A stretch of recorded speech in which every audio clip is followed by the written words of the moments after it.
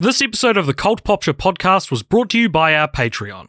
If you want to tell us which films we should watch or get 2 extra exclusive podcasts a month, then please consider joining the cult and donating at www.patreon.com/cultpopture. Merry Christmas, everybody, and welcome to Film Franchise Fortnights on the Cult Popture podcast. This is AJ here, just a little bit before we get to the show. This is our apparently yearly live show that we do now, our Christmas live show.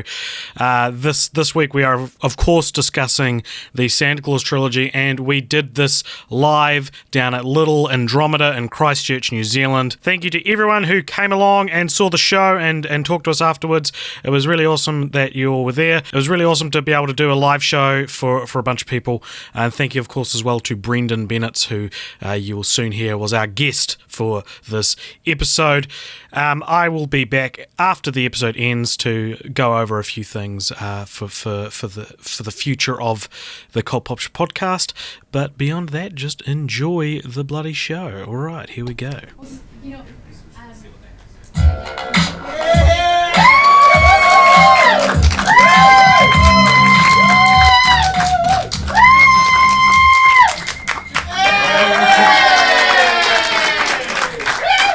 Hello everyone. Thank you for coming along to Cult Popture Talks about the Santa Claus trilogy. So I'm Richard Martin. I'm going to be running the show this evening, but as always I'm joined by, make some noise for Alexander Jones. Hello everybody. And tonight we're joined by a very special guest. You might know him from Scared Scriptless or his Nerd Degree podcast. Mr. I just learned he has an S in his last name, Brendon Bennetts. Yeah! Thank you so much for coming, everybody. I'm excited. Who's listened to the show before?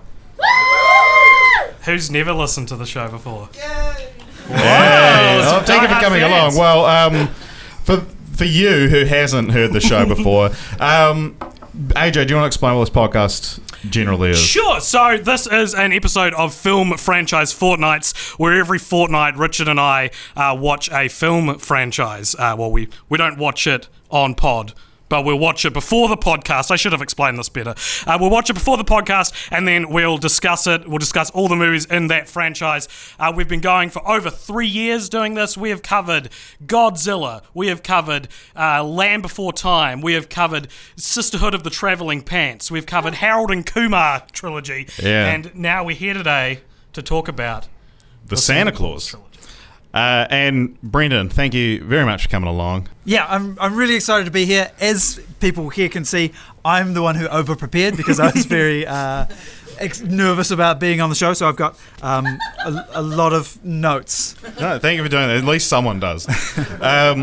So, how is this going to run? We're going to kind of go over the films and what we thought of them, and then we'll get a bit in depth with some of the rules of the Santa Claus world, things like that. And then we've got a segment called Continue the Franchise, where we each pitch a continuation of the franchise. So it could be another movie, a video game, a book, whatever. But we'll open up the floor to the audience as well if anyone wants to come up and pitch their continuation. And also just we'll do Q&A if anyone has any questions. And there'll be a prize or two for the best Continue the Franchise from the audience. Yeah, oh, thank you.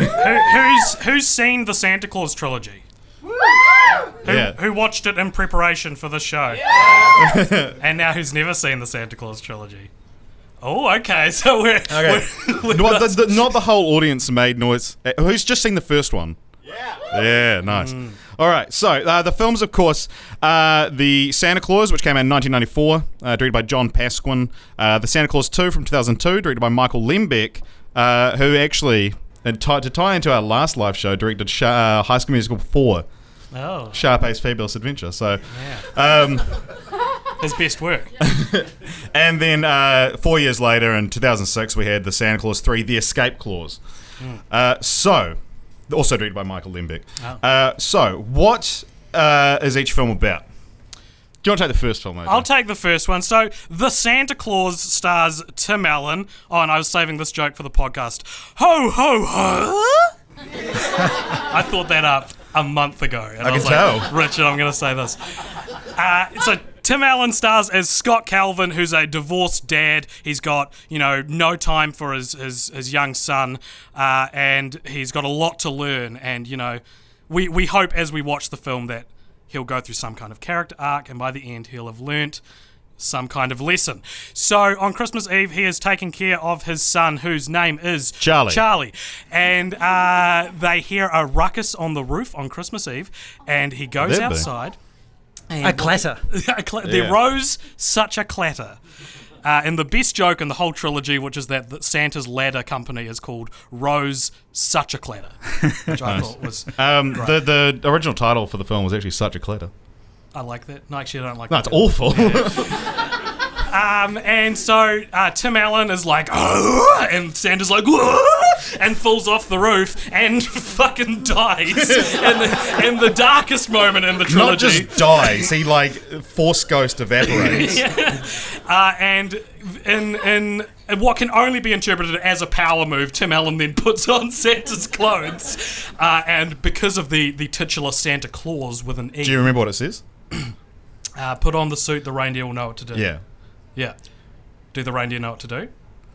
Let's find out together. So he puts on the suit, and then he finds himself delivering presents on that Christmas Eve with his son and these wacky reindeer. Do they fart in the first one, or is that only in the second? They're always farting. They're always farting, yeah. They're not good. Just like you. I never fart. Okay. I'm very uncomfortable all the time. And so they deliver all the presents, and they go to the North Pole, and he sort of learns that he's becoming the next Santa. And then the rest of the film kind of it takes place over the next year, but leading up to the next Christmas. Yeah. But it's paced in a way that it's like Christmas is just the next week almost. Yeah. He's slowly turning, he's slowly gaining weight, his hair's turning white, and he's growing a big beard. And then the rest of the movie is kind of the story about how everyone thinks he's faking it to win favour with his son, but he's not, he's really Santa Claus. And at the end of the movie, the message is like, Santa Claus is real. So if a divorced dad is doing these things to try and get more time with his son, it's because he is Santa Claus. Okay. And so we've thrown around recently on the podcast talking about the idea of Santatheism, which is whether or not a film treats Santa as a real person. Yeah. So a film that where Santa's not real is a Santatheist film. These are very clearly Santheist. Santheist, yeah. Doesn't work, does it? It doesn't, because it's more or less the same word. If anybody can think of a better pun for movies that believe in Santa, shout it out at any point in the show. I'm also curious to know what films would count as Santnostic. We discussed this. There's actually Klaus on Netflix is Santnostic. Yeah. Everyone should go watch Klaus. It's very good. Yeah, it's fucking good. Go watch it instead of this, honestly. Yeah. So then we have the Santa Claus 2. Now that film, Tim Allen has been Santa for 8 years now, and the entire length of Home Improvement. The second in charge elf, Curtis, played by Spencer Breslin, reveals that for some reason, after 8 years, Santa has to get married or Christmas will stop. He'll de-Santify. And can you imagine? You're a chubby man who looks like he's in about his 60s, and they're like, you have to find a wife in a month or Christmas is gone. Yeah, it's fucking Curtis. And so, for some reason, 8 years is the cutoff. You're allowed to be a Santa bachelor for... A Santatular. But so he creates a robot Hitler Santa Claus to take over the North Pole. He dresses up as like a Gestapo at one point, so it's not... he clones himself as a robot, essentially, so that he can go to wherever they live. New York, whatever, to try and get his son off the naughty list, which is also the subplot to Which this is film. the better plot, I think. That's the better log line of the Santa Claus 2, is that he finds out his son is on the naughty list. But he ends up, anyway, falling in love with the business-minded, hard-ass Principal Carol Newman, who of Charlie's school, who eventually he says, I have to marry you or Christmas will never happen again. And also, if you agree to marry me, you're going to be stuck at the North Pole, and you have 3 minutes to make this decision. And we've known each other for a month. It's what every woman dreams of hearing. Yeah. That's true love. That's how you know it's real. So she agrees to a life of indentured servitude.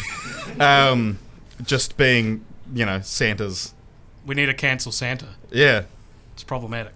But anyway, and then Christmas happens. So well, he defeats Toy Santa. Yeah, Robo who's Hitler the Santa. on-brand name for Hitler Santa. Yeah. And now for the third film. The Santa Claus 3, The Escape Clause.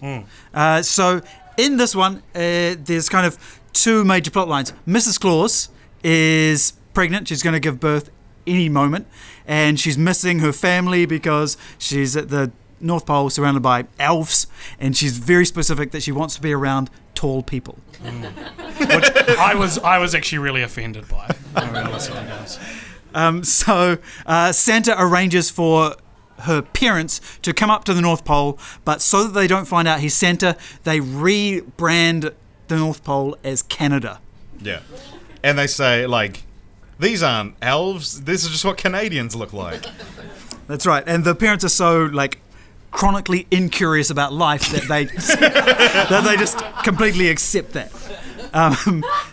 The other plot line is Jack Frost is brought before the Council of Legendary Creatures. Council of Legendary. The Guardian, the Rise of the Guardians. Yeah, so it's Mother Nature and Old Man Time. Father Time, the Sandman, Easter the Molinator.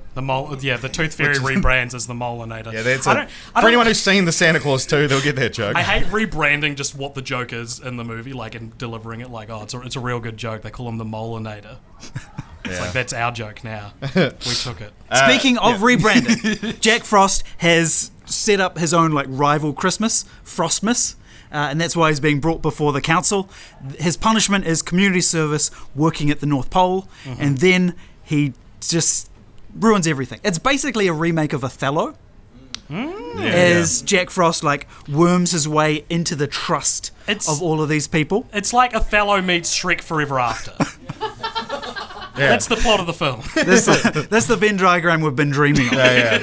Finally. So, by then, about half an hour from the end, the actual movie happens, which is when the escape clause, which is the final clause is that if Santa ever holds his personal snow globe, which is apparently an important thing. Yeah, he has a snow globe collection in this film that he was just introduced, but it's really important to him. But also he has this one special snow globe. If he holds that and says, I wish I'd never been Santa at all, then he is...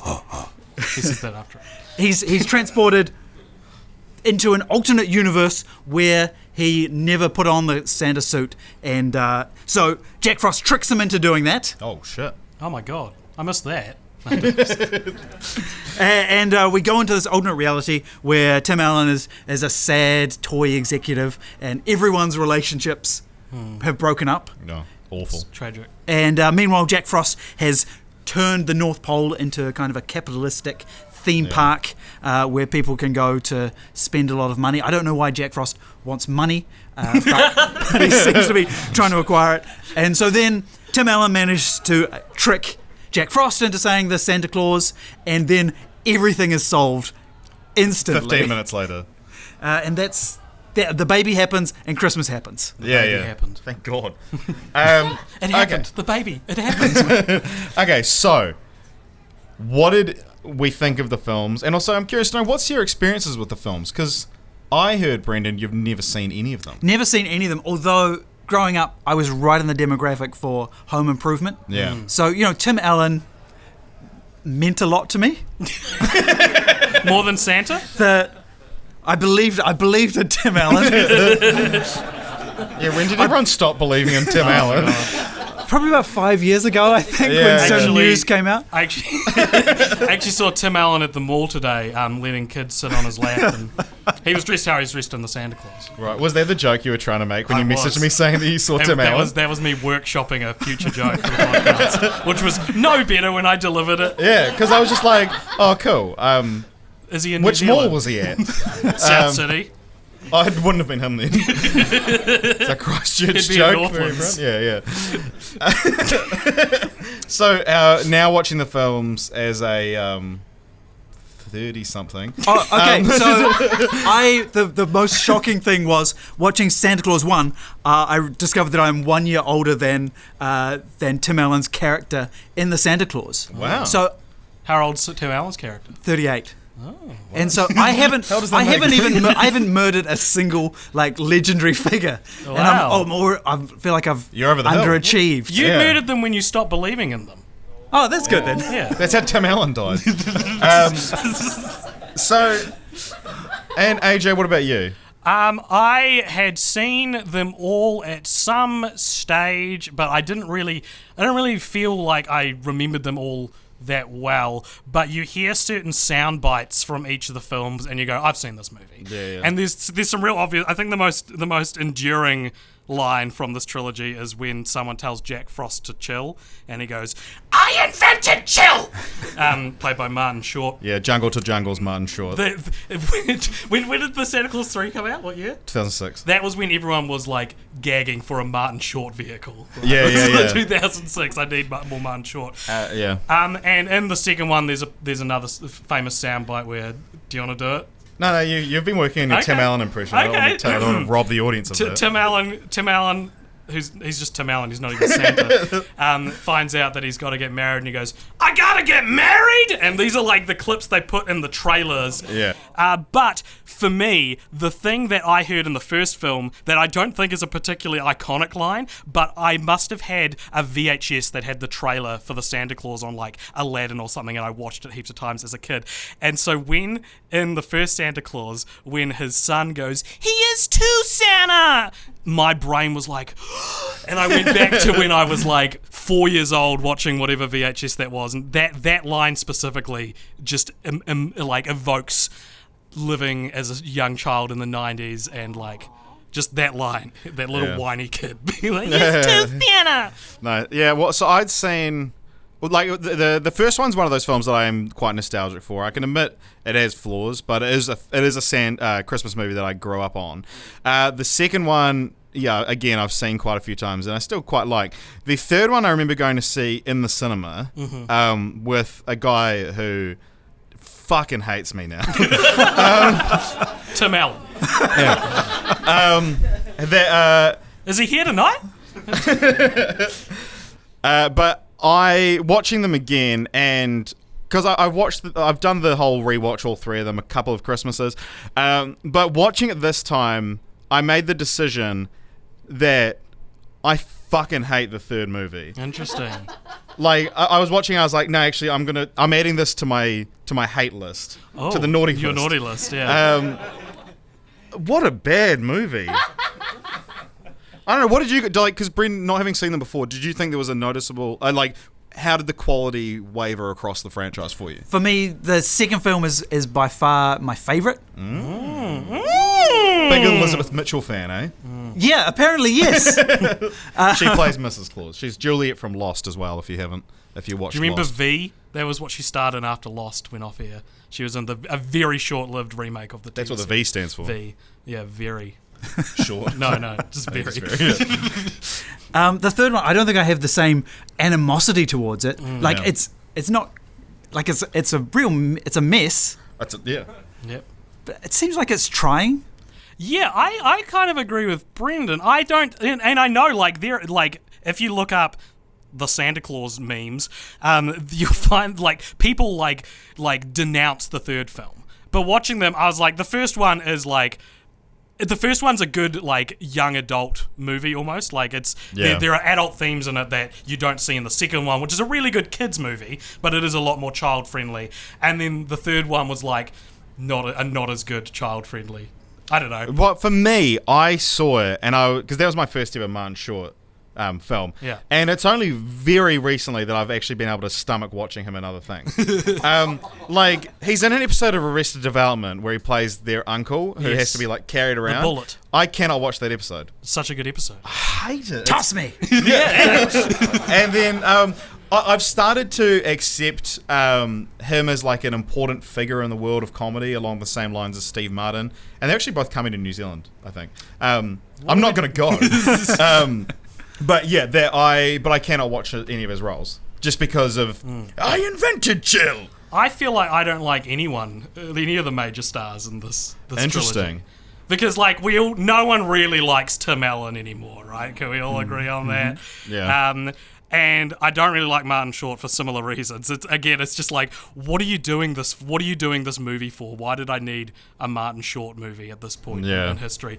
And you know what? I'm calling him out. I literally, Judge Reinhold, who plays the stepdad. Famous bull, Judge Reinhold. Is he? Well, he's also like... Isn't he the opposite of a cuck? Is that because he cucks Tim Allen in this film. Oh, right. And then he cucks Jim Carrey in Liar Liar as well. Oh, okay. And then he cucks Beethoven because he's in some of the Beethoven. Yeah, he's in 4 and 5. No, 3 and 4. Sorry. Get out. No, I tweeted Judge Reinhold. I can't remember what he said, but it was something that vaguely insinuated that men aren't men anymore because of how sissy they are. And I tweeted, because he said cucked so many of them. And I tweeted some like cool. This is a bad story. It is. I'm really curious to see where it's going. I think we should cancel Judge Reinhold. I'm devastated. Any big Judge Reinhold fans here? Who knows who he is?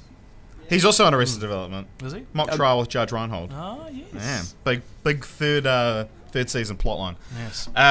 You're a big Judge Reinhold fan, are you? No, only in this movie. Okay. These movies. This whole thing about how the main character of a movie, he's a bit of a dick, and then life. There's the wife and the wife's new boyfriend, and then the new boyfriend seems like a really nice guy, and then at the end, to facilitate the redemption of the main character, the boyfriend turns out to be really evil. It happens in so many movies, and so I had this anxiety watching the film that Judge Reinhold was going to turn out to be real evil at the end. Right. But so you didn't think he was evil when he was like trying to take away Tim Allen's custody of his child? Tim Allen was so horrible. He was like, he's Santa. He was so vicious at the start, and the insults that he was laying down to his wife and to Neil and to just random children. And I think as well with our demographic, the idea, a big thing that Tim Allen likes to do, because Judge Reinhold, I should call them by the actual character names. Neil is a psychiatrist, and boy does Tim Allen, Scott Calvin making fun of that. Not believe in that. Yeah, does not believe in mental health. Do not take care of yourself. It does not matter. It is all just fluff. That's his across all 3 movies. And so even Santa does not take mental health seriously. That's what we're left with. But at the end of the film, so Santa has the one trick that wins people over is he psychically knows whatever you wanted as a child, and then he gives you that gift, and then you're his. Right? It's cold reading. So that's a pun. Neil, because Santa. Yeah, nice. I made a pun. I'm gonna call my mum after this and be like, "Mum, I did it." Call her now. My phone's over there. Neil reveals that he always wanted this Oscar Mayer wiener whistle. Yeah. And a weenie whistle. A weenie whistle. They call it a weenie whistle. A weenie whistle. Yeah, several times. At the end of the film, this tenderness and sincerity with which he blows this little weenie whistle just completely melted my heart. Right. Yeah. And that's why you like Judge Reinhold? That's why, from that point on, I was all in on Neil. You're a Judge Reinhold stan. Yeah. Okay, so... Is anyone a Spencer Breslin stan? Does anybody remember Spencer Breslin? He plays one of the 900-year-old elves, which, by the way, he's... In real life, in the second one, he's 8, and then in the next one, he's 11, and it's he's 900. Elves age a lot between 900 and 903, don't they? Yeah. He's Abigail Breslin's older brother, who's more famous now, but still not that famous. Yeah. Well, she's Oscar nominated. Is she? Yeah. Little Miss Sunshine, I'm pretty sure. Oh. Or something. I don't know. She's Little Miss Sunshine, or she's in Zombieland. Or she was anyway. Yeah. Okay. So the critics do agree with me. Good. That the third one is bad. And the worst one. But does anyone want to take a guess? Well, they agree with me too. I think the third one is the worst one as well. You can't claim this, Richard. I'm not letting you. I've claimed. Damn it. Okay. Yeah. Do you guys want to guess what they have on Rotten Tomatoes? You can probably see my phone screen. I'm not looking. Well, good. I think the first one must be about like 50%. Ooh. Bold. Yeah, I'm going to go 53. You're both wrong. Does anyone in the audience want to guess? Guess a number. 58%. 58. Anyone want to go higher? 74. Yeah, someone's looked it up. So when someone else guesses it right, they've looked it up. But when you guess it right on every single episode, go back and listen. He's just good at it. He just knows. He's got a sixth sense. Okay, what about the second film? What's the first one? 74. 74. So the second one will be like 60. I mean, I want to say it's higher, but I think it's lower. I think it's like 40. Right. Sorry for the audience. 56? Yeah, it's 56. And then the third one, a marked decline. 24. Nah. 17. 17. Okay. You looked it up. You looked at it. Okay, so I think it's important in this film, with this franchise specifically, to talk about the rules. Because it's titled after the contract and the clause in that contract, which makes you Santa. But there's a lot of inconsistencies, right? Okay. Name one inconsistency. Well, okay. No, it's not necessarily an inconsistency, but I think it's weird that Scott puts on the jacket, suit. the suit, and goes to the North Pole, and everyone's just like, oh, sweet. Yeah. Because by the second film, everyone loves Santa. But they didn't seem to care when the last one was murdered. So how bad was the first Santa? Yeah. Yeah. Must have been awful. I mean, because they weren't that unhappy with Robot Hitler Santa. No. So we've got a benchmark for what they tolerate, and we know that the previous Santa was worse than that. Yeah. I thought of that too, yeah. Yeah, and then also... Because you don't actually see much of original Santa. He's on the roof, and he goes, hey, what are you doing on the roof? And he's like, whoa! And then he falls off. You don't see his face. You only hear him say, whoa! So we are given no personality. He could have been pretty bad. A pedophile. And also, given... Which is not what you want in a Santa. Everyone's freaking out. You're like, I'm not saying they're good. Just saying the word doesn't mean I'm pro. part of Santa's like magical paraphernalia is a sack that floats and carries him around. Yeah. So for that previous Santa to be able to fall off a roof and die means that either he's incredibly incompetent or even his magical sack has turned against him. This might actually be like a plot from the elves to get rid of the previous Santa. Yeah. Absolutely. And also, I reckon I could fall off a roof into a pile of snow and not die. And also on that subject, this is the first time this has happened? Is this the first? Well, we don't know. Well, how many Santas were there, elves? Well, how many Santas were and there? Also, how long has that previous Santa been Santa? Because if it's more than 8 years, is there a Mrs. Claus that just disappeared? A widowed Mrs. Claus. Yeah, where they just go, like, they get the beacon goes like, the sleigh's like homing device just goes dark, and they go, sorry lady, you gotta move out, your husband's dead. But I'm Or does she pregnant. just disappear? Who knows, dude? I'm asking you, AJ. Okay, yes. No. Oh, Would she okay, yeah. disappear? He didn't tell her that when she agreed to marry him on the spot. Yeah. You know, If I ever die, you'll be burned on the pyre with me. You just be like, there's like a cellar where all the old Mrs. Clauses just go to die. Well, in Santa's bedroom, there's an enormous furnace shaped like his head. With a like flames. Did they make that one? they just feed Mrs. Claus into it. Yeah. Because it moves as well. Like, it would chew her. Yeah. That would chew her. Yeah, but so what else? So like one thing that I think a lot of people, especially a lot of kids, probably like this film growing up is it does some work to explain some inconsistencies in the Santa mythology. Yeah. So things like, oh, what if you don't have a chimney? It's like, well, he squeezes down this little pipe that every house has on top of it.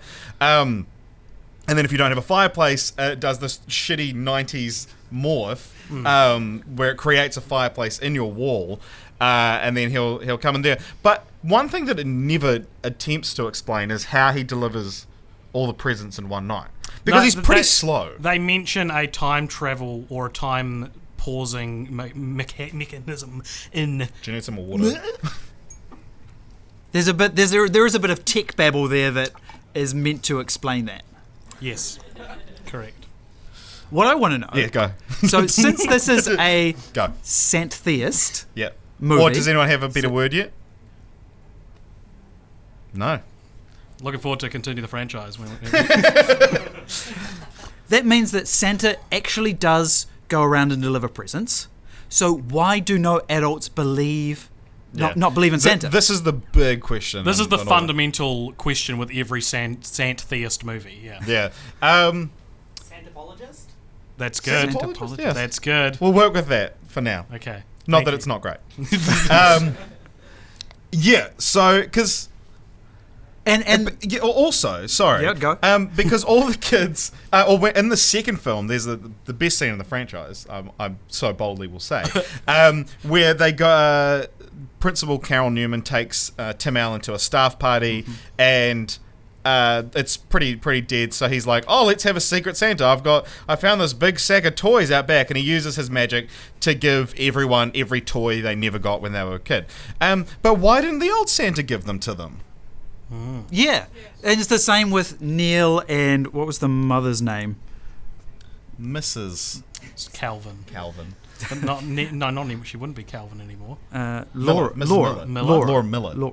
Yeah. So they were sad because they didn't get these presents when they were a kid. Yeah. Is it that Santa has some policy? You reach a certain age, I stop giving you presents, and that causes you to stop like it's like a believing magical... in Santa. Yeah. You know how in The Matrix, how everyone's been living in 1999 for like 1,000 years or whatever, right? But no one realizes it because it's like the part of their brain that goes, I've been living in 1999 for so long, is like turned off. Maybe it's like that. Maybe so yeah, Santa still delivers presents, but the part of your brain as a parent that would go, where are these presents come from, is turned off. It goes, oh, I bought these. Yeah. Yeah. That's so selfless of Santa.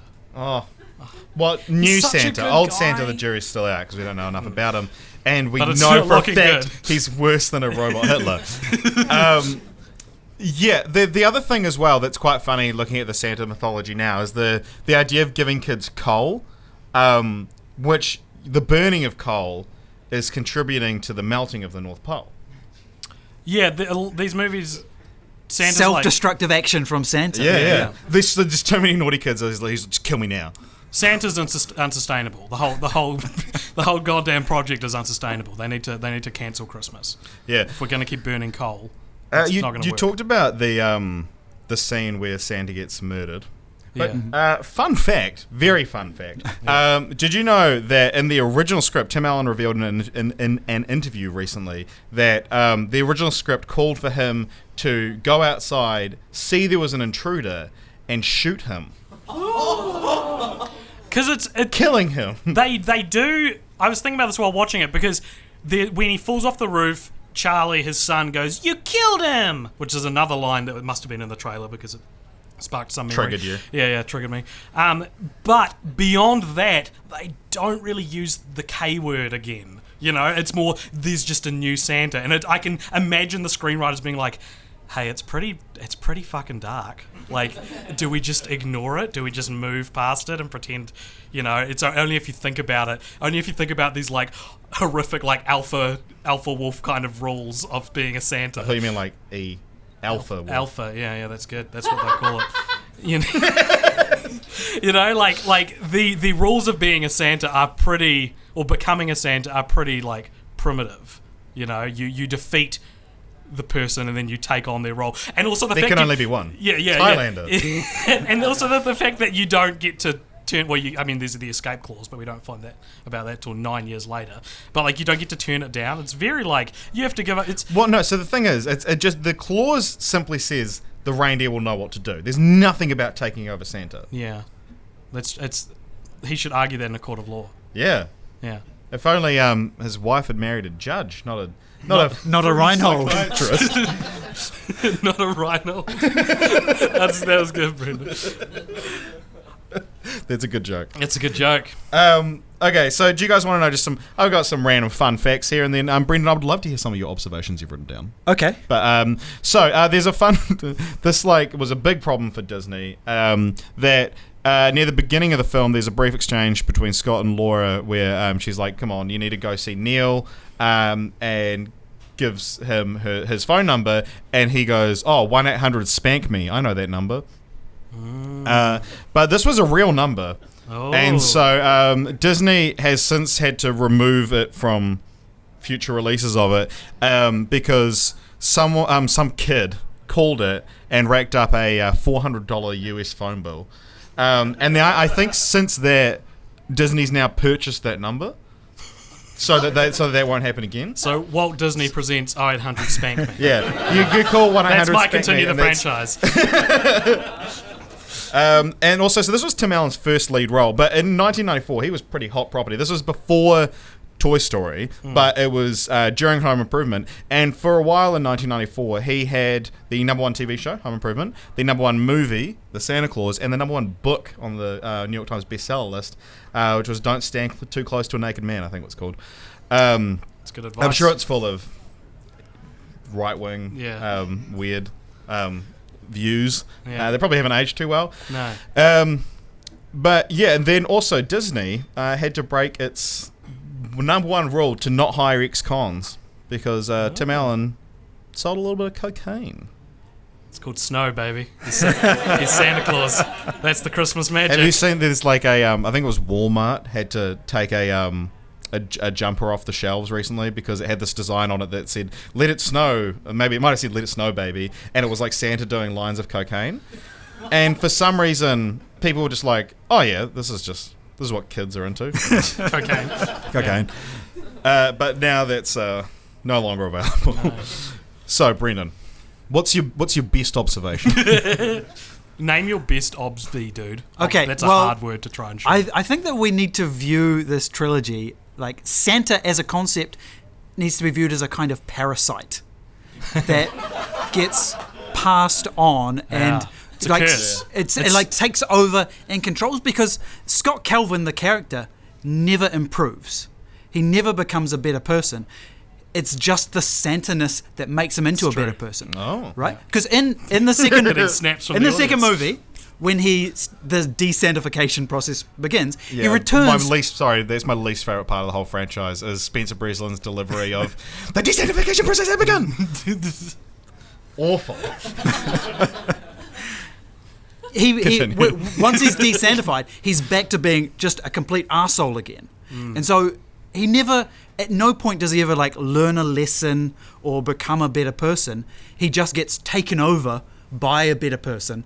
And while the only reason his son loves him is because he's Santa, not because of anything he's done. The only reason his wife agrees to marry him is because he's Santa. Well, and also Christmas will never happen again. And because of talk about high stakes proposals. Yeah. It's very unfair. She can't turn it down because of the implication. The Santa Claus is the The Mask. The Mask's turned Stanley Ipkiss into not a worse person, but certainly a more manic and more irresponsible, wacky person. a wackier person. And putting on the suit turns Scott Calvin into... His wackiness levels drop considerably. and he becomes Santa, yeah. The reason I love that second movie so much is that there's so much niceness in it. Yeah. Right? It starts with Santa walking around the toy shop like he's like Tim Gunn. Right? He's like, oh, great He's job there. Tim Allen. Oh, I tried doing that.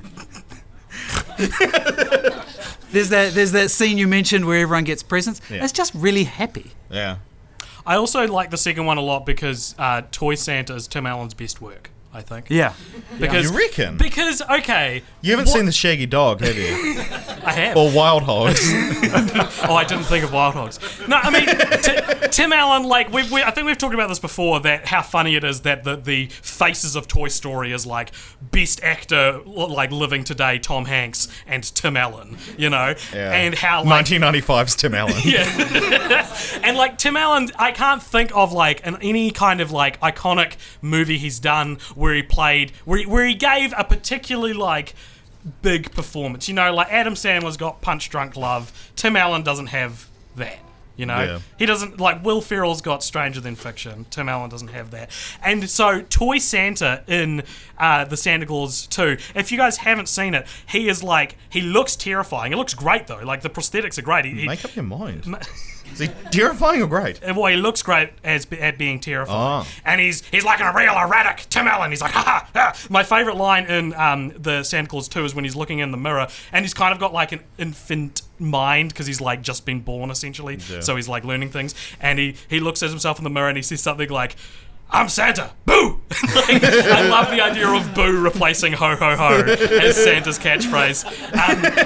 And he has like an Age of Ultron philosophy of like everyone's naughty, basically, that's a good idea for your Santa Claus mythology movie, you know. And it's is in Futurama, isn't it? The Santa, Robo Santa, they did it before Futurama. No, they would have been around the same time. It would have been after. Oh. Ring Disney, you've got a lawsuit on your hands. And it's so funny, Fox, and which you own, it's so weird. The climax of the film is real Santa and fake Santa on the sleigh together, and it's not Tim Allen as fake Santa for these scenes. If you the camera's very shaky, but if you actually look at him, it's not Tim Allen. And he's like trying to stop him from exiting the North Pole because that's when it's and they just go in a circle around the opening, rather than aiming straight for it, so that the climax of the movie can happen. Yeah. And like he has a part where he's like, "You are a sad, sad little man," which is sad, strange little man, which is a Toy Story quote, which is a weird thing to put in your movie. Anyway, and Tim Allen wants to remind you of his one good role. Yeah, of Buzz Lightyear. Yeah. But like this scene could have been played in a way that's like evil Santa is like real maniacal in this moment, and you kind of see how evil is, but he doesn't change, and he's still just being like, whoa, what's going on? It's so interesting and it's so funny, and I that's my favorite part of the trilogy. I think is Toy Santa. Wow. Okay. Brendon, I just have one more question. No, please. Yeah. Please. Why does Santa in his bedroom have a permanent Punch and Judy puppet show going on 24 hours a day? Yeah. And speaking of Judy, that's the name of the elf, the like goody two shoes elf, the iCarly elf. His elf. It's not actually played by iCarly. Maid. Yeah, like his little handmaiden, who he weirdly like flirts with. In the first film, some people know what I'm talking about. So she comes in. The actress is a child. That's why it's weird. The actress isn't 900. Sorry, I should have clarified that. So she's a little girl, and she comes in with some cocoa, and like, it's weird to describe. Like, I don't want to describe it, but her performance is weirdly like breathy and kind of. You're saying it's a disturbingly good performance. For the director was like, I need you to be flirty. Yeah, 11-year-old girl, and she ran with it. Yeah, and then Tim Allen's like, you know your way around some cocoa. He doesn't say that, but it's the subtext of the scene, and it's real. He adjusts to life at the North Pole pretty quickly. I think he's like, well, there's no tall people around. She says she's 900. I'm divorced. I'm single. Yeah. I gotta get married.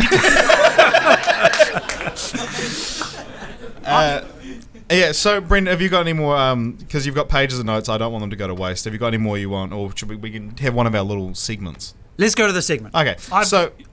Whoa. On the subject of that creepy scene, I want us to. This is a brief aside. This is my segment, my personal segment, called "Imagine if these were Santatheist movies." Okay, they're the same movies, but imagine Santa's actually not real. Are you gonna do this for every franchise? Every franchise, if Santa's not real. Imagine if The Godfather Santa wasn't real. Yeah. And so, imagine he's not real. We've sort of already talked about how like then the first movie is just a manipulative grief-stricken divorced dad who is pretending to be Santa so that his son likes him more, which is what everyone thinks is happening. Like, they go to like a child psychiatrist and stuff, and it's just this whole thing. There's a scene in the first one as well where he's just sort of transitioning into Santa Claus, where a little girl comes up to him and she's like, she knows he's Santa even though he hasn't fully accepted it himself. And we cut away, and when we come back, the little girl is sitting on his lap and there's a line of children. Terrifying. Imagine if that happened to you. You're a dude in our age group, and you're at the park and at the playground, right? Sorry, I spat everywhere and I said playground. My drink bottle away from me. You're at the playground, like the textbook place for sex offenders to hang out. Yeah. And so why are we there? I don't know. Well, he's watching his kid, and then a little girl comes and sits on your lap, and you're looking around all these parents. In 1994, 5? 4, yeah. 4, like you could do this kind of stuff. There wasn't You as could much. be a sex. Well, no, but he's not a sex offender. That's what I'm saying. You can have scenes where he's like holding hands with a little girl because he's Santa and he's a sweet old man, and we this is in a pre-allegations coming out about whoever time, and so we don't immediately go, that's creepy. But watching this now, it's not only creepy, but to put yourself in those shoes, it's terrifying. Well, yeah, like to be Tim Allen in there and to just have little kids. Something actually like that happened to me once. Hey man, it's your story. I was at the beach. I would have been. I was still in high school, so it was like 17. And me and my friend, he lived near the beach, and we would just go to the beach and like dig holes because it's just fun to dig. And so you'd go and any fans of digging here? Yeah. And we dug this hole, and we would bury your arm in it or bury your legs in it. So we dug this giant hole, put our legs in it, filled it up, so we were essentially trapped there. And then I was just digging like a little hole with my hand. And then this little boy runs up to us and starts talking to us and wants to he's like, wow, that's such a cool hole you've dug. But he was butt naked. And so he was honestly, he's 3 or something like that. I don't know how kids are. Maybe he's 2. I don't know. He could walk, and he could talk. Might have been 900. He was naked. Yeah, he could have been 900. So it would have been fine. But it would have been fine. Then he's running around in decent exposure. yeah. But so he is. So my friend and I are trapped across from each other, making eye contact, where a little boy's genitalia is at eye level, running around. Do you ever think you'd say little boy's genitalia in front of a crowd of people who've paid to come see you? I didn't think I'd do it again. I always kind of hoped. Bucket list, check.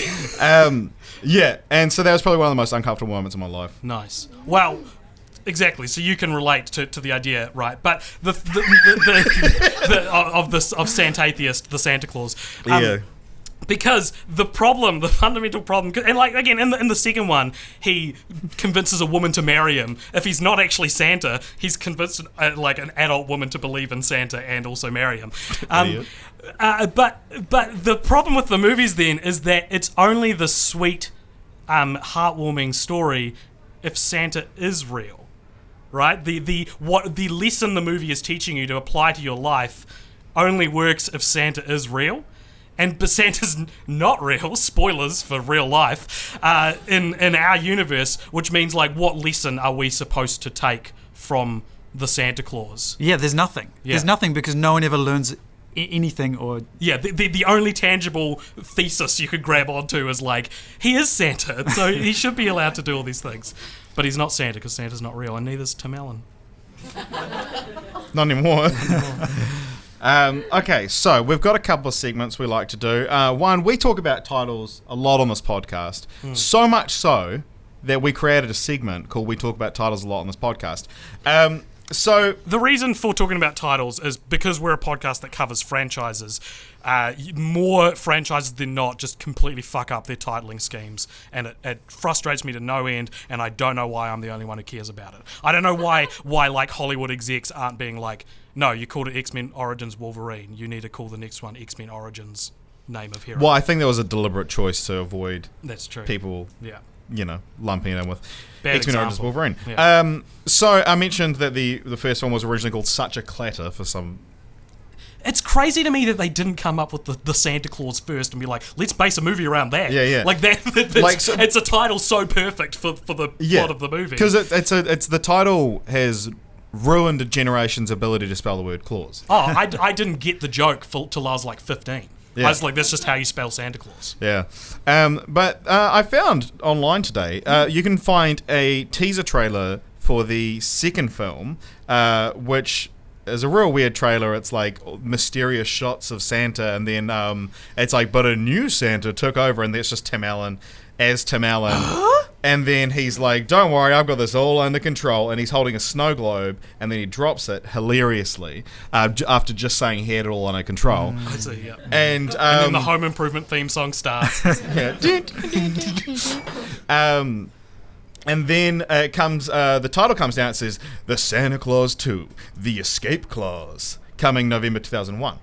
So the second one was called The Escape Clause. Yeah, and also didn't come out for another 3 years. And he's holding a snow globe in the. So trailer. they shelved that idea to make the sequel we got. Yeah. Well, Very do you reckon they came up with like, oh, there needs to be some kind of ticking clock in the third one? What about a baby? Wait a minute, he's not married. What if he forced a woman into slavery? And one guy in the back of the room is like, you really want to make 3 Santa Claus movies? I think it's one of those George R. Martin things where he originally wanted to write one book, but it just really took off, and he had to split it into more and more books. Yeah, the only reason they made 3 Santa Claus movies is because they felt they had to tell the story. But yeah, any other thoughts on the title? It is annoying that the second one isn't called like the Santa Claus 2, the Mrs. Claus. That's what it should be called. Mm-hmm. Yeah. Because there is literally a Mrs. Claus. And like that, as in, they talk about the clause, C-L-A-U-S-E, called the Mrs. Claus. So if you're going for consistency, you would call the second one that. Yeah. It's very puns are confusing to talk about, dude. I'm Yeah. confused right now. We also have a little segment called Dumb IMDb Trivia. So IMDb has a trivia section, which I love looking at, but it's user submitted. So anyone can go and just write a piece of trivia, and then you can click whether or not you found it helpful or interesting. There's one piece of trivia that this is exactly what it says. Almost no punctuation. Mm-hmm. Start spreading the news. By jet or by sleigh. You want to be a part of it? North Pole, North Pole. You snooze and you lose, so come here to play. Here at the very heart of it, North Pole, North Pole. Come see the snowman up where no man's without a treat and watch this king of the chill. Ha! Turn up the heat. I invented chill! Those summertime blues are melting away, although it's 55 below at Polar North. You'll zip your parka tight. Sugar plum trees late at night. It's all for you. North Pole, North Pole. Start spreading the news by jet or by sleigh. You want to be a part of it? North Pole, North Pole. There wasn't actually a full stop there. I'm adding my own one to take a breath. You snooze and you lose to come here, and it essentially just repeats. It doesn't say, these are Jack Frost's lyrics to New York, New York, that he sings it in the North Pole. It's just the lyrics with no punctuation. And no lead-in. It doesn't... Yeah, no lead-in. No you could just start context. reading that and be like... What a wacky piece of trivia. What? Yeah, I thought it was dumb. It is dumb. Yeah. What do you think, Brendon? You should sing it. Yeah. Brendon, you should sing it. Well, that does remind me that there was a song in the second film as well. There was like a hip hop song playing that had the lyric "Santa knows karate." It's from a song called "Unwritten" by Sam and Bean, featuring Sum 41 Yeah, I did see that. from the album yeah. "Swallow My Eggnog" In a Disney movie. in a Disney movie. Nice. Do you remember any more of the song? No. Do you know any Sum 41? just can you give us a bit of fat lip?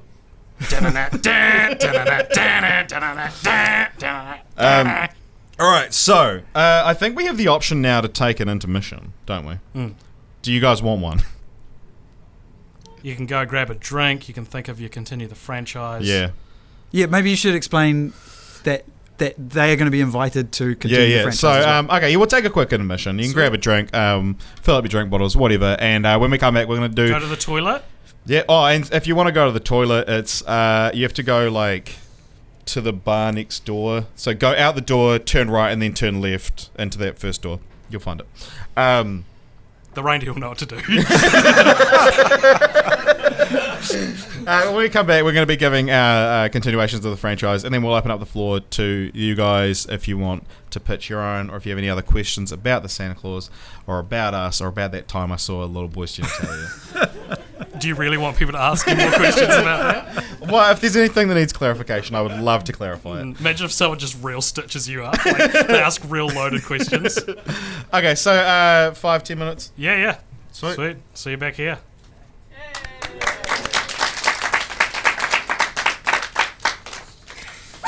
All right, well, we'll go. So Just continue to...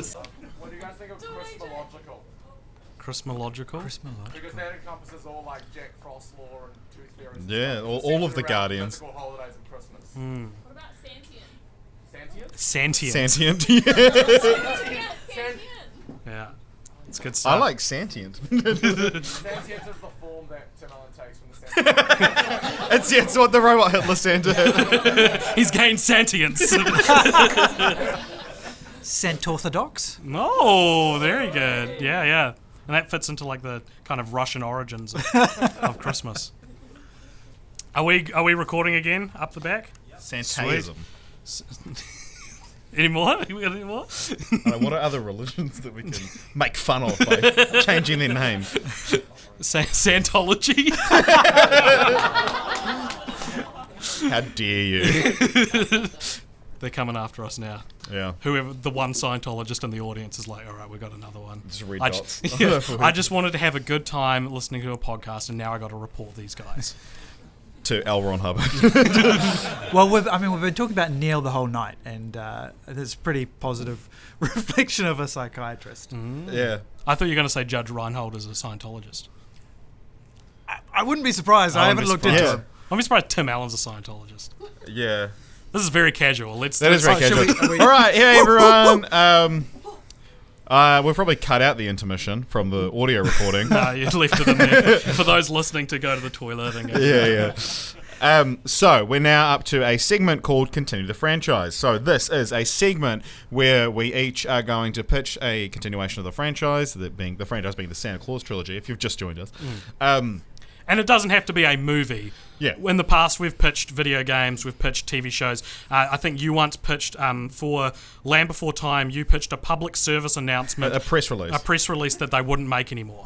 Yeah. So, Okay, so here's my idea. Okay. And so this is the purest form of Continue the Franchise. It's just the Santa Claus 4. It's called the Santa Claus 4, the Retirement Clause.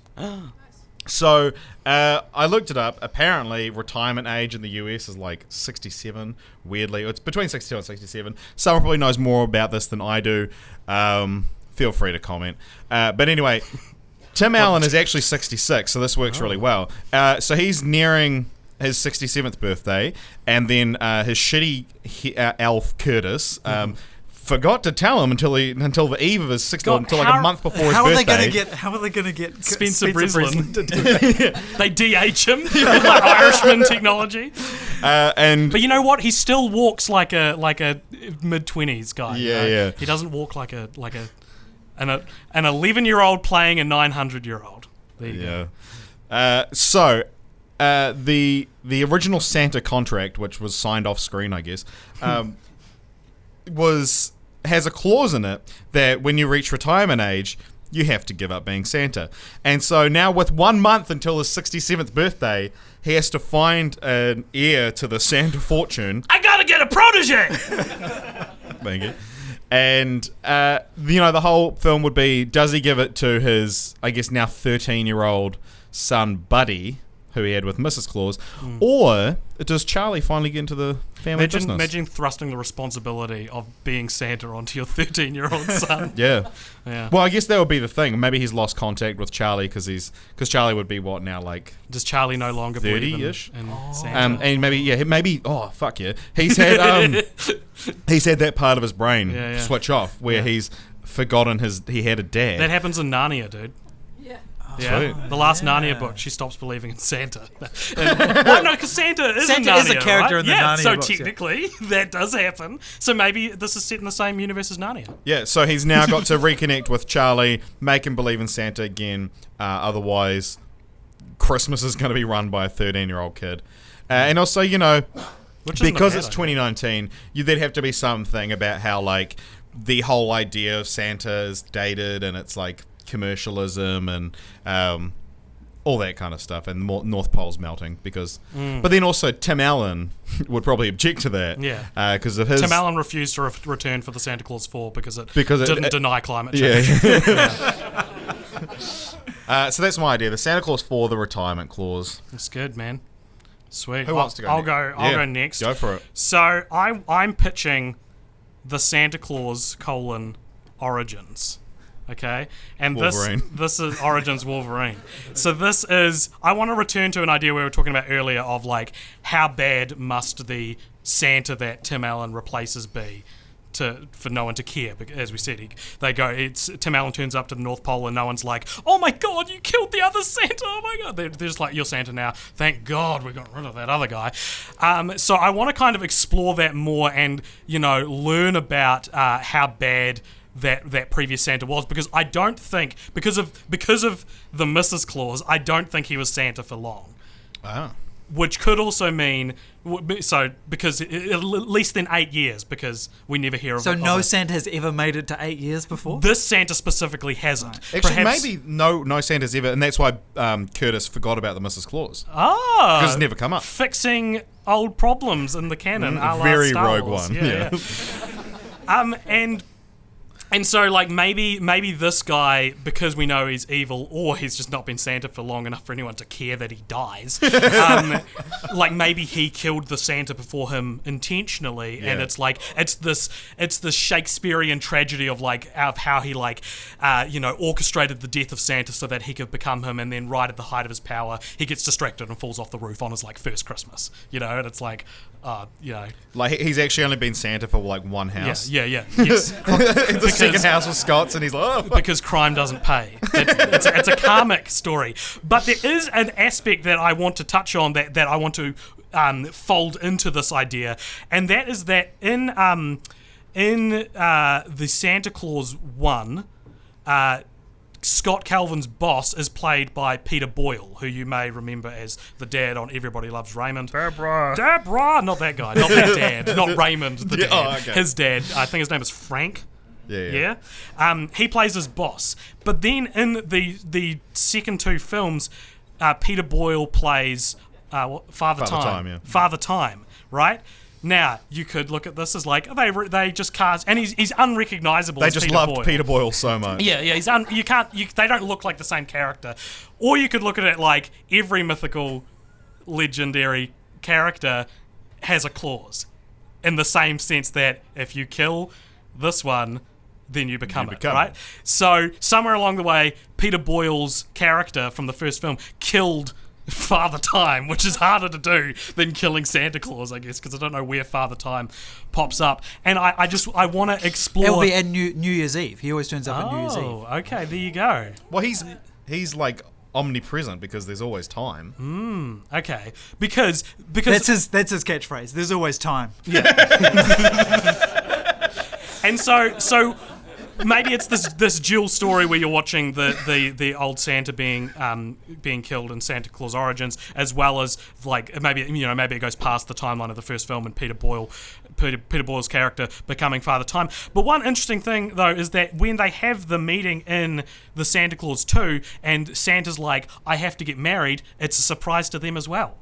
So that means that Father Time, the Easter Bunny, Tooth Fairy, Mother Cupid, Nature. Mother Nature have all only been in those roles for less than 8 years, right? Because none of them have heard of this before, which I think they would have. So therefore, I'm expanding this to a full-on expanded universe, a Santa Claus... I nearly said MCU because that's just shorthand for shared universe. The SSU, the Santa Shared Universe, and we see just how all these, beloved legendary characters get untimely, killed by accident or murdered. killed or murdered, or assassinated, Yeah. or they die. It might be an assassination technically because of the definition of assassination. What is the definition of assassination? If it's for political gain, it's assassination. If it's personal, it's murder. So look out. You better watch out. So it's a bit of a mishmash of it's less of like a single movie and more like a spanning, new franchise. Yeah, a new franchise. Would you bring back Peter Boyle? He's been dead for a few years. Hit up Father Time. Bring him back. Can he rewind time? Can Father Time bring back people from the dead? We'll have to wait for your movie. There are implications Yeah. of the Santa Claus trilogy. Brendan, what have you got? Okay, I'm going to skip past my initial idea, which was the Santa Claus for the subclause, where he accidentally kills Sean Connery's character from Hunt for Red October. And I want to pick up on kind of some of the themes that you were bringing out with Santa Claus for the termination clause. So legendary figures start turning up dead. It's Watchmen. Yeah, it's Watchmen. It's Watchmen. This is the gritty one. Yes. Claus. And That's the alternate title. It turns out that Santa is being hunted by Nick Saint, the son of the previous Santa, who is setting out to take revenge for the death of his father, and he's killing off legendary figures and taking their powers, like Oh my god. like silent heroes. That's so good, Brendan. Like Fantastic Four: Rise of the Silver Surfer. He's like working his way. He kills the Sandman so that he can put Cupid to sleep and kill Cupid. Oh, that's so good, And then it makes dude. Mother Nature fall in love. No, actually, the mythical creatures' powers don't work on each other. So I'm sorry, I cut that out. That's a good point. So he's working his way up to the Grim Reaper so that he can take out We Santa. don't meet the Grim Reaper in the Yeah, this the is no, I'm good. and Good. then Who plays the Grim Reaper? And Santa Claus. Oh, Judge Reinhold takes over. yes. And Santa has to make the decision about whether he will kill the Grim Reaper himself to take the power so that he can defeat Nick Saint. Right, There so you go. so Tim Allen becomes Grim Santa Claus Reaper plus all the other Tim Allen becomes the face of magical death. characters. Yeah, because in the end he kills kills Nick Saint, and so all of the powers come to him. So he's the everything. He's the everything. Yes. That's the end game of this Yeah, cinematic universe. Yeah, that's All awesome. the mythical creatures come out and they're like, what, you wanted more? One person's seen Endgame in the audience. Why do you never That see or it wasn't Endgame? funny. And I doubt that. Okay, so we're now at the point where anyone from the audience can come up and... There's a microphone down There's a microphone down here. Short people only, please. here. Elves. Elves. Or Canadians. Yeah. Come up, and so if you've got any questions or a continuation of the Let's franchise... do continuations first and Okay. then questions after. So if you've got a question, hold fire. Come up to the stand. It's very daunting looking. Does anyone have an idea for a fourth stand? Yep. Come on up. Form a line. For those listening, there's a huge line. Okay, so it's a bit. Maybe start by saying your name. Oh, hi everyone. I'm Kieran. Hi, Kieran. It's a bit bare bones at the moment, but I feel like the main thing that people won't really want from a Santa Claus 4 is Tim Allen. So, what I want is to figure out what happened to Bernard between Santa Claus 2 and 3. Yeah, so that's Because- he was the head elf in the first and second Yes. one, played by David Krumholtz, Yep. who was too busy filming numbers with a 3 to return for the third one. Number 3. So I mean, all of the child elves get replaced. The only sort of continuation we have is Bernard in the first one and second one, and we have Curtis in the second one and the third one. So there's some sort of weird aging thing that happens with when you're a head elf, maybe. Yeah, because Judy gets replaced as well. Judy's gone. There's an Abby, I think, Yeah, instead. Abby, But And then Abby gets replaced in the third one. I think it's because the actors are growing. well, why is she wearing Don't a ruin his crown? idea. But I think that there must be some sort of elf retirement that happens. And so what I want is to bring back David Krumholtz in his now form. He's been living like as a human. Maybe that's what happens with elves when they retire. Some sort of shenanigans occur and we have Can a you dead list Santa some of the and- shenanigans? I feel like there's some sort of sleigh crash or something. Oh, yeah. Oh my and god. he has write to- themselves. Is everyone okay? Yeah, no, well, Santa's dead. Oh my god. So he's going to have to. Someone's going to have to assume put on the role. suit. The reindeer will know what to do. It'll be fine. So I want Bernard to be the new Santa and to just have a bit of like a flash through his life in Beautiful. retirement and Cool. what's happened since then. Did you have a title, sorry? No, that's the one thing I couldn't figure out. AJ? No. No. I'm trying because the story is vaguely familiar of Logan's Run. Like everyone, the mysterious retirement. Oh, yeah, so I'm yeah. trying to think of a Santa-based Logan's Run pun. If anyone can think of, that's the title. It's called Santa-based Logan's Run pun. There you go. Thank you. Working Thanks, Karen. time. Thank you, Karen. Who else Who's we next? got? Come on. Hello. State your name. For the record, my name is Brianna. And what do you have for us today? Mine's a little bit more like Richard's, except it's Oh, great. called Santa Claus for the Inheritance Clause. Because my question was, since the elves live 900 years, I had like that Doctor Who question. So does Santa become that sad figure whose all the family dies and he's still alive? Oh, yeah. Yes, totally. And so I reckon that... Because I would argue that Scott Calvin actually does reform himself. Oh. Oh. Theme's fighting words. I'm sorry. Who is it in the second film who gives the presents to all the staff? Was it Santa Claus or Scott Calvin? Using his Santa symbiote powers. Yeah, and He is risking his role as Santa Claus to do so Yeah, to have get the some gi- tail. He is still partly Santa at that point in The the movie. parasite has to okay, protect all itself. right. Anyway, so I reckon that Scott Calvin decides that he's going to relinquish his powers as Santa Claus and die with Carol. And so he has to pass on the torch, and he chooses to pass it on to Charlie. But Charlie, who we see in the first film, really, he loves Christmas, but he loves Christmas because it reconnects him to his father, now has a year to step into the role of Santa Claus, like in the first film, but he has to come to terms with the fact that he's lost his father by becoming Essentially Santa killing Claus. his dad Yeah, he by has to like taking over it. smother him. And so he has to relearn to love Christmas because now it will always be associated with losing his dad. Oh. Every idea that everyone in this room has pitched so far has been better than any of the Santa Claus movies. That's so beautiful and tragic. He has to take up Smother the his mantle father. of Yeah. Santa. I get tears pouring down his Yeah. face as he. Not like this! That's great. So Santa Claus for the Inheritance Clause. Thank you, Rihanna. Thanks, Brianna. Anyone else have any? Yeah, oh, Okay, come come on on up. down.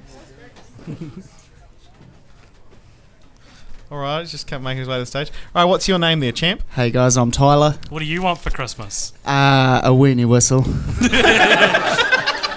Poof, you've already got one.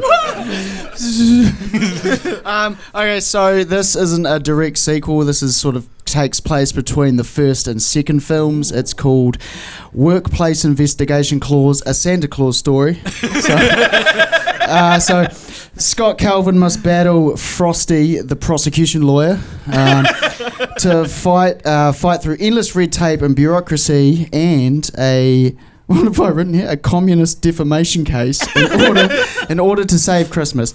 Obviously, he murdered Santa Claus in the first one. That's a workplace accident, guys. Come on. So it's taking that 2019 view, but sticking it right between 90. Let's say this is like 96. Right? Yeah. So something that happens around the year. He goes to court, Frosty the snowman, Frosty the lawyer, and let's chuck in Rudolph, because Rudolph the red-nosed reindeer is mentioned twice, I think, in the third one, but not at all.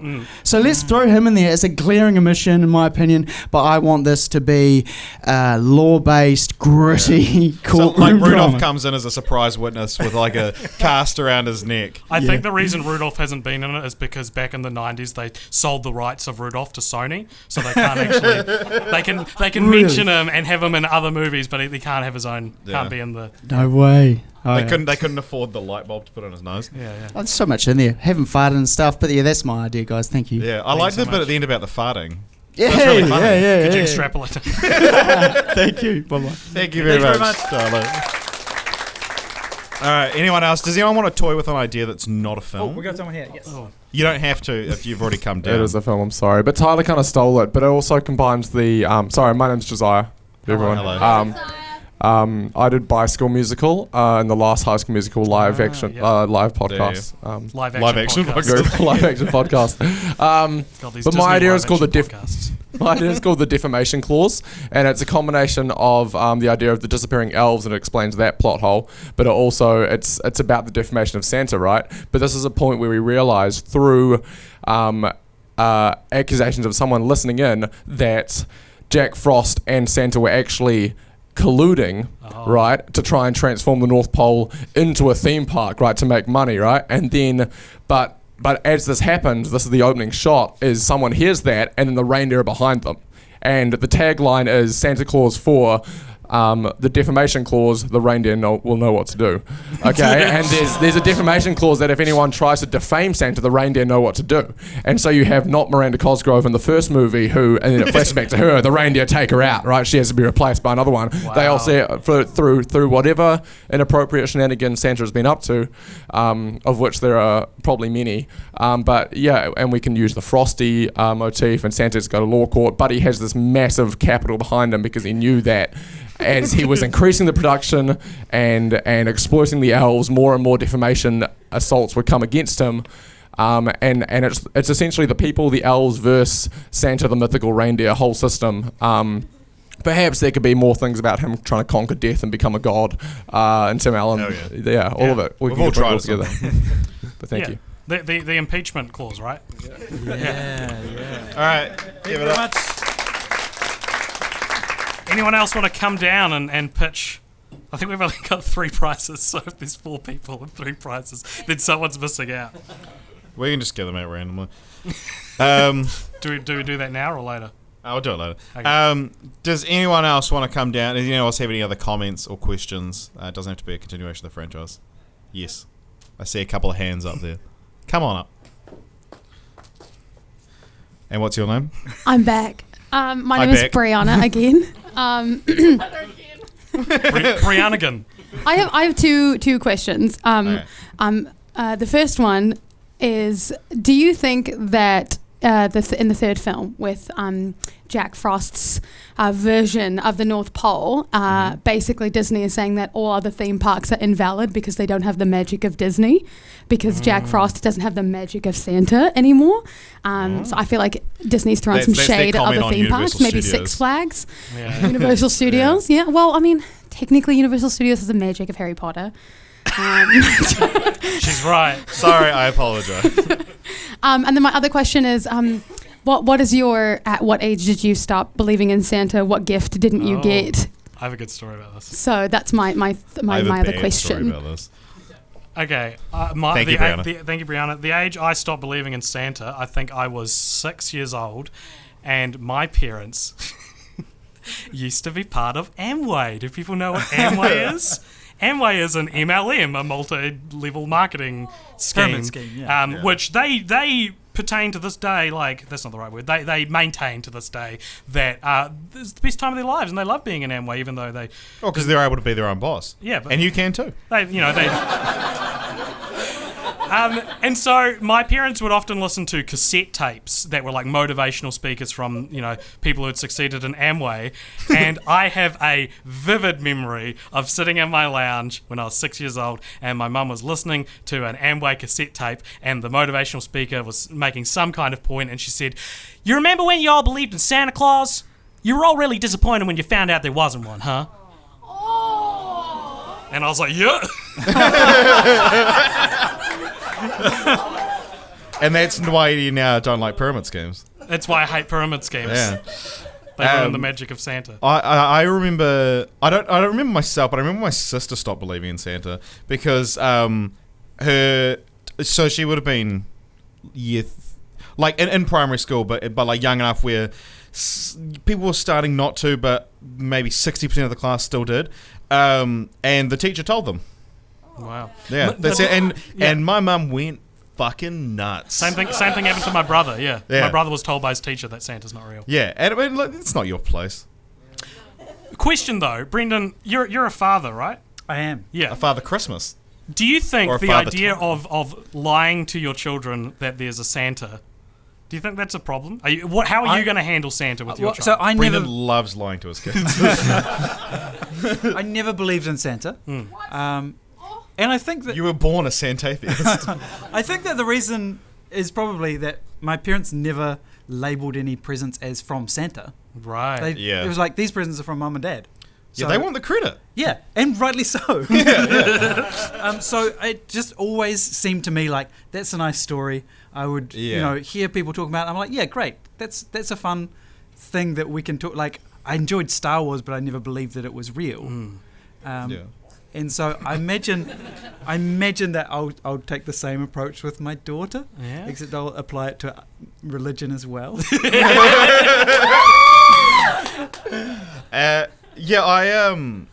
feel like when I get around to having kids, that like when that clause kicks in. The kid clause.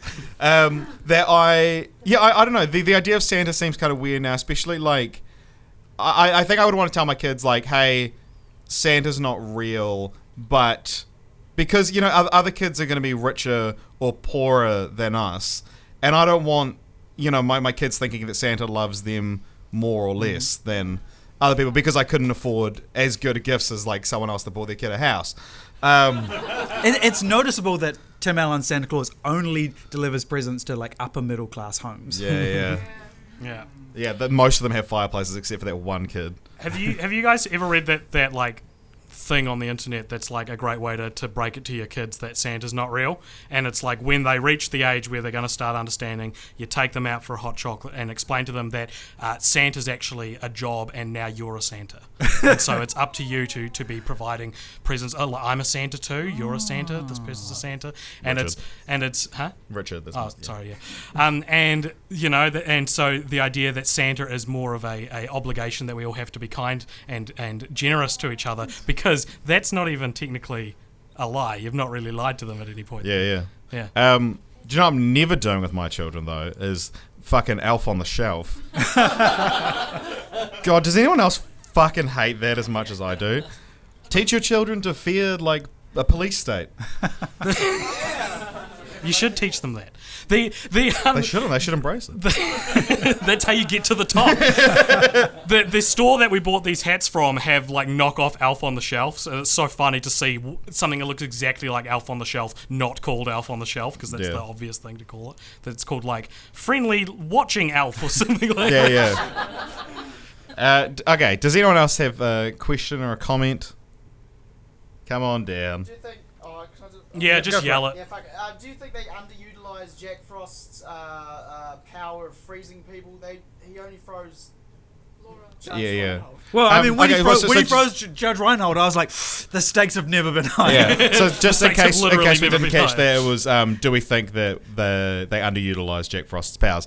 That whole movie is an exercise in underutilization, right? Because we talked before about the namesake of the film, the titular escape clause, only comes into play, and it's the end of it's a film that should have been about a world where Scott Calvin never became Santa Claus. It should have been like the It's a Wonderful Life kind of story mode. Which I mean also is probably the same percentage of time is spent in the alternate universe where he was never born. It should have been Shrek Forever After. It should have been Shrek Forever After. All films should be Shrek Forever After. Because it should be a movie about that, but instead it's a movie about Santa Claus meets the parents. And then they're like, oh, we really want to make it about this, so we're going to name it after this. It's not really about this. Yeah. And even the start of that film, where Jack Frost is just going around just fucking shit up at the North Pole, and then Curtis keeps on, like, Santa just wants 5 minutes with his family, and Curtis keeps on being like, oh, Santa, this tiny inconvenience that I could easily fix happened, what do I do? And he's like, well, fix it yourself. And then he goes, duh, and then he has to go sort it out. He can't spend any time with his family. And it just makes me so angry that I know everything is going wrong, and I know where the film is going, that it's going to get even worse, and yet Curtis does nothing to help him, and Jack Frost just keeps piling shit on, and it's like, Santa's being pretty nice to you compared to the other legendary figures. You keep saying creatures, but it was really upsetting. I'm They're sorry. not creatures. One of them's an Easter bunny. Okay, one of them is a creature. One of them's Yeah. and Cupid's a creature. He's like a little flying baby. Yeah. That's a creature. Does anyone else have anything they want to contribute? Don't be Cool. shy. All good if not. Yeah. All good if not. Shall we hand out some Oh prizes? yeah, who wants? Spoiler alert! These are the prizes. Our hats we've been wearing. We can sign them Yeah. because my signature adds so much value to something. Sorry. There's my signature, my very cool signature. Who wants a hat? Yeah, fuck yeah, on it. All right, so two people have. The people who came up to answer questions get a hat. We have 4 hats. Everyone who came up, come get a hat. All right, everyone want to sign them? Yeah. Personalised messages. All right, who wants a hat? Come on up. First person up gets a hat. All right. There's only we're one going at to a log time, a guys. bottleneck around the Vivid. Yeah, there's one. There's one actually over there. I'd love a hat. Is that a personal message? Yeah, it's my initials. Can I have all 3 signatures, please? Yeah, of course. No. Okay. No, you only get mine. I'm going to give it to my son when I tell him Santa's not real. But you know who is? This podcast you should check out. It's available to check out on YouTube, Cult Popture, or you can follow us on Instagram at Cult Popture or Twitter. We're pretty much at Cult Popture everywhere, except if you want to email us, cultpopturemedia at gmail.com. Yeah, and we're also on Instagram, so if anybody's been taking photos tonight, then at them at us on Instagram, and we'll share it on our story. An honour. There's no higher honour. I've never multitasked while podcasting before. Yeah. Do you want my signature or my? You normally my barely even initials? podcast. Can I get your phone number? No, I'm kidding. Oh! You have a wife. She's right there. Oh, it's a good. Thank you so much for all coming along. This has been a very fun night. I hope that you've had half as much fun as I have. Which would be like one fun. Ho, ho, ho! Merry Christmas, everybody. Thank you for coming out. And Thank you so much for Brendan. Actually, Brendan, do you want to plug your podcast and explain what it is? Because you haven't really had that chance. And also, you're doing a live show soon, I believe. We're doing a live show on Wednesday. Yeah. So the Nerd Degree, we're doing a Star Wars special here, so you can go and watch the show and then go to NTEX to watch the midnight screaming. Screaming. everyone at midnight. If it's bad. So tell us about your podcast if people want to check it out. So Nerd Degree is a nerdy panel show where comedians and nerds answer exceptionally difficult questions or make stuff up. Now, is this about comedians who are also nerds, or is it like a comedians versus nerds? It's kind of a combination of the two. Imagine if it was comedians versus nerds, and the comedians are real like quick on the mic and real cool, and the nerds are like.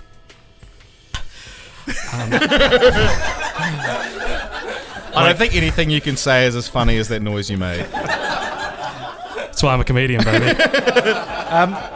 My other show is Dungeons and Comedians. Is that Dungeons versus comedians, or are the comedians also dungeons?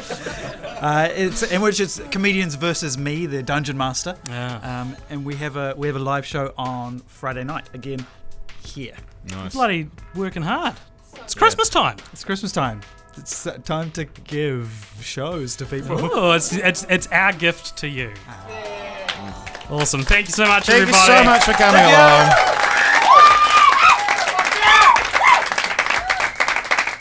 There are more hats here.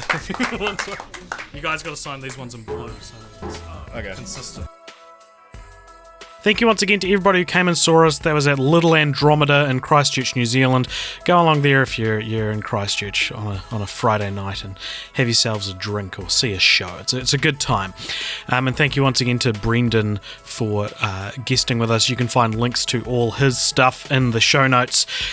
In regards to what we are doing next week as our final episode of the year, we usually try and do our most disappointing of 2019 or most disappointing of the year episode, which we've already done the first half of in June. I think we released part 1 and 2, so part 3 and 4 will be coming in the new year, because we just we ran out of time to do it this year, and we wanted to make sure that we had seen every 2019 film so that we could accurately talk about that.